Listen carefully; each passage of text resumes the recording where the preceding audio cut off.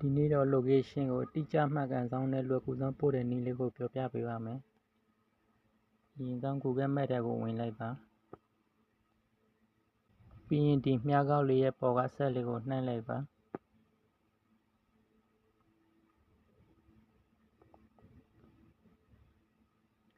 ပြီးရင်ဒီပေါ်ကပေါင်းလက္ခဏာရောက်လေးနဲ့ပေါင်လေးကိုနှိုင်းလိုက်ပါ။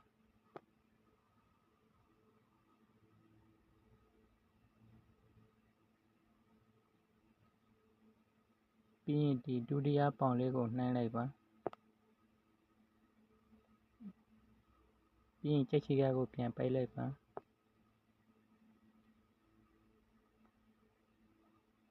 ပြီးရင်အပြာရောင်ဆက်လေးရှိတဲ့နေရာလေးကိုဆွဲချက်လိုက်ပါ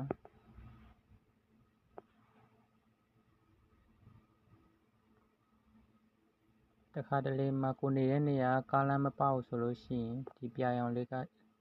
လက်လျှောက်ပြေးနေတတ်ပါတယ်ဒါဆိုလို့ရှိရင်ကိုကားပေးရမယ့်နေရာလေးကိုရွေးလိုက်ပါပြီးရင်လက်ကလေးနဲ့ဖိပြီးတော့လှော့လိုက်ပါ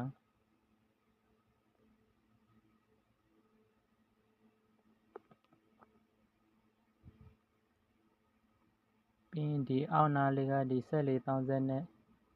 share ဆိုတဲ့နေရာကိုနှိုင်းလိုက်ပါ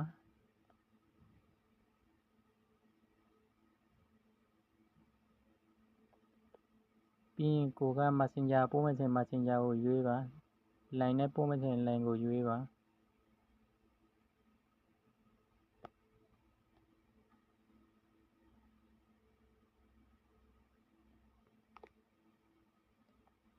ပြီးရင်ကိုပို့မဲ့သူကိုရွေးပြီးပို့လိုက်ပါဒါဆိုရင်တော့ပြီးပါပြီ